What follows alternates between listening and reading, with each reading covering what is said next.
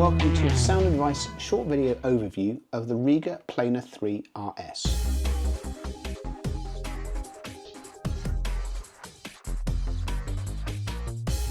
First of all, the Planar 3 is not new, far from it. It's been in production for decades. Last year, to celebrate their anniversary, Rega made a version of the Planar 3, imaginatively enough, called the Anniversary. It featured some extra bells and whistles. It was sold at a price that was lower than that than would be the case if you'd added all of those bells and whistles to a normal Planar 3. And then they put it in a unique finish. They sold lots of them, and true to their word, as soon as the year had ended, they stopped making the Anniversary. And lots of people went, I'd really like to buy something like that. But rather than simply put the Anniversary back into production, Rega said, well, let's do something a little bit different. And this is what has resulted. The RS looks like a Planar 3, and that's no bad thing. I genuinely maintain this is one of the most perfectly proportioned pieces of audio equipment that you can buy at any price, and they haven't messed around with any of this golden ratio of dimensions. What they have done is change the plinth. It looks the same as a normal Planar 3 plinth, but it's not. Unique to the Planar 3 RS is that the plinth is covered in an aluminium version of Rega's high pressure laminate, which is intended to make the plinth as stiff as possible, which is vital in Rega terms. The further you go up the tree, the stiffer their turntables get. This plinth on its own costs 3 times as much as the equivalent plinth assembly on a standard Planar 3. The standard and iconic glass platter is retained, as is the RB330 arm. However, at the end of the RB330 arm is another change. This is the new Nd5 moving magnet cartridge. The standard Planar 3 is available with the Nd3, the lower model, so this is a step up, and it's a very, very nice cartridge in its own right. This is also a big step forward over the Anniversary, which is a conventional plinth and used the older Rega moving magnet cartridge, which was good, but nowhere near as good as this one is. Something that they do have in common with each other is the external 24-volt power supply, which gives a better feed for the motor and gives you electronic speed control, which means that you don't have to lift this platter to change the speed, which is ideal. You also get a lid, which again I've not brought with me because it's just more things to sort of peer over when I do this, but lids are underrated things, as anyone with children or pets or a simple lack of dusting attentiveness that many of us suffer from will testify for.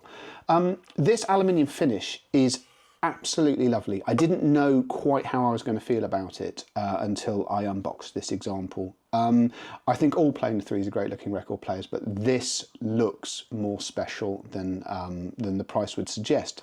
Now that price is important. The Planar 3 RS is £1 under £1,000, £999. That price has been achieved by Rega going, let's hit £1,000. If they had priced this in the way that they would normally price a product that they were releasing for sale, this would be comfortably over £1,000, probably somewhere in the region of £1,250 to £1,300. It's also beautifully made. Believe it or not, this example that you see here that I've been shooting and taking quite detailed videos of is a B-stock example. That's what most review units are from Rega. I cannot find the flaw in it, and I'd be damned if anyone else could either. It is a simply exquisite piece of equipment. It looks and feels special, and more special than it is. All this is window dressing, of course, because it's how it sounds that matters, and the news is extremely good here. I like all Planar 3s. It's a sort of old adage that it's the point in terms of vinyl replay where you can stop making excuses and going, oh, I like it because it's sort of analog and nice, and going, this is a genuine piece of hi-fi. This is a genuine piece of hi-fi with bells on.